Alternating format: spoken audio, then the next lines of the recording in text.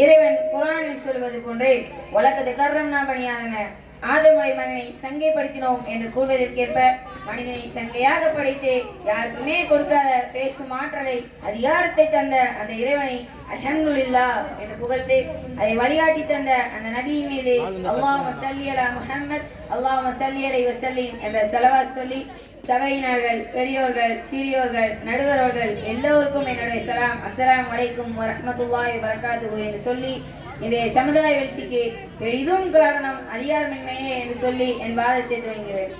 எதிரணியினர் பேசும்பொழுது சத்தமிட்டு பேசினா உண்மையாகிடுமா என்று கேட்கிறார்கள். ஒன்று தெரியுமா உங்களுக்கு?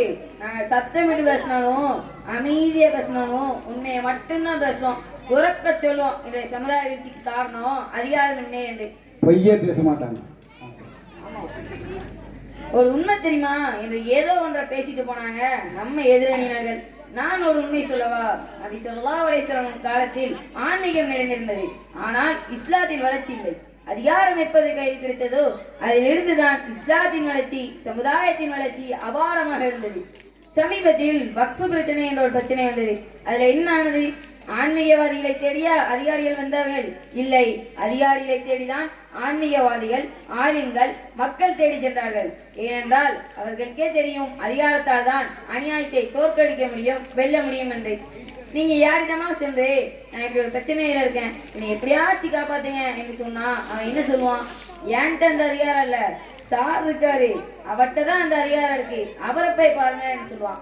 பவர் கட்டான என்ன ஆகும்? இருட்டாகும். அதே போலதான் அதிகாரம் என்ற பவர் இல்லாட்டா சமுதாயம் இருளில் மூழ்கிவிடும். நபி ஸல்லல்லாஹு அலைஹி வஸல்லம் அவர்கள் வஃபாத்தான பிறகு ஜகாத் கொடுக்க சிலர் மறுத்தார்கள். அப்போது அபூபக்கர் ரலியல்லாஹு அவர்கள் என்ன செய்தார்கள்? போர் தொடுத்து ஜகாத்தை வசூல் செய்தார்கள். அதிகாரத்தை பயன்படுத்தினால்தான் காரியம் நடக்கும். அந்த அதிகாரத்தை அபூபக்கர் ரலியல்லாஹு அவர்கள் பயன்படுத்தி இஸ்லாமிய சட்டத்தை நிலைநாட்டினார்கள். நபி ஸல்லல்லாஹு அலைஹி வஸல்லம் என்ன சொன்னார்கள்? உங்கள் குழந்தைக்கு 7 வயது ஆகும்போது தொலையுங்கள், 10 வயது ஆகியும் தொழாவிட்டால் அடியுங்கள் என்று சொன்னார்கள்.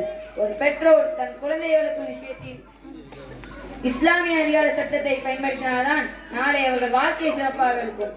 இறைவன் சொன்ன சட்டத்தை நாட்டில் அமல்படுத்தினாலே பாவங்கள் குறைந்துவிடும். ஆனால் இன்று பாவங்களை தடுக்கும் அதிகாரம் நம்மிடம் இல்லை.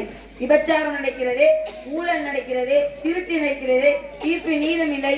காபீர் முஸ்லிம், கலப்பு திருமணம், மது, சூது, மோசடி, மதவெடி, கொலை, இன்னும் ஏராளம். ஆனால் பாவங்களை தடுக்க முடியவில்லை. காரணம் நம்மிடம் அதிகாரம் இல்லை. ஒரு காலத்துல ஆண்களும் பெண்களும் ஊர் தலைவருக்கு நாட்டமைக்கு கட்டுப்பட்டு ஒரு சட்டத்தை பேணி வந்தாங்க, தவறு நடக்கல. ஆனா இப்ப அதிகம் தவறு நடக்குது. காரணம் யாரையும் அதிகாரம் செய்ய முடியல.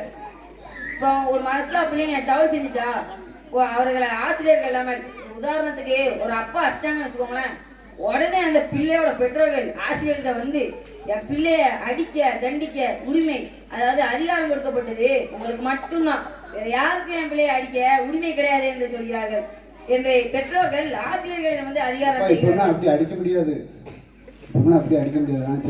சண்டைக்கு வந்துடுறாங்க. அவங்க அதிகாரத்தை பயன்படுத்துறாங்க. அதிகாரம் இருந்தாதான் தான் தவறை திருத்தவும் முடியும், கண்டிக்கவும் முடியும். குர்ஆனில் இறைவன் கூறுகின்றான், சுலைமான் நபிக்கு உலகத்தை ஆளும் ஆட்சி அதிகாரத்தை கொடுத்தான். அதை வைத்து அவர்கள் என்னென்ன விஷயங்களை சேர்த்து சாதித்தார்கள். குர்ஆனில் இறைவன் கூறுகிறான், தர்ஃபஉ அஸ்வாதக்கும், உங்கள் நபியின் சத்தத்தை விட நீங்கள் உயர்த்தி பேசாதீர்கள் என்று கூறுகிறான். ஏன்? நபி என்ற அதிகாரம்.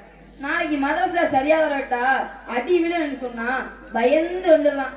அதிகாரத்தை கண்டு பயந்து தான் தவறை திருத்தி கொள்ளலாம்.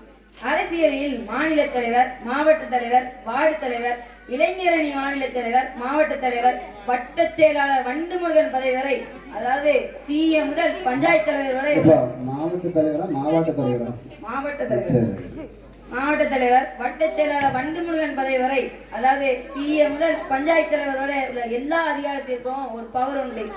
அதிகாரிகள் ஆன்மீகவாதிகளை கண்டு பயப்படுவதில்லை. ஆனால் ஆன்மீகவாதிகள் அதிகாரிகளை கண்டு, அதிகாரம் கொடுக்கப்பட்டவர்களை கண்டு அதிகாரத்தால் நம்மை ஏதும் செய்து விடுவார்களோ என்று யோசிக்கிறார்கள்.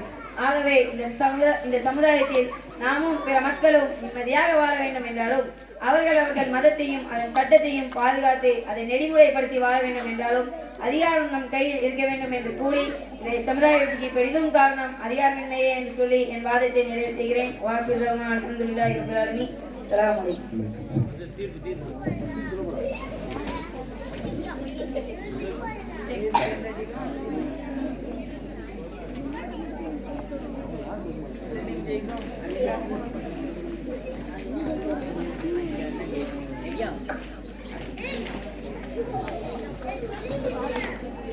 அஜ்மல் மைதீன் அவர்களுக்கு அல்லாஹு தாலா எல்லா விதமான நலன்களையும் கொடுத்து நல்ல ஹிக்மத்தையும் ரப்புல் ஆலமீன் கொடுத்தருள்வானாக என்று நாம் எல்லோரும் துவா செய்கிறோம்.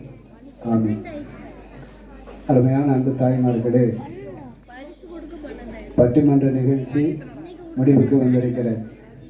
இப்போ அவங்க பேசும்போதும் இப்படி பார்க்குறீங்க, இவங்க பேசும்போதும் இப்படி பார்க்குறீங்க.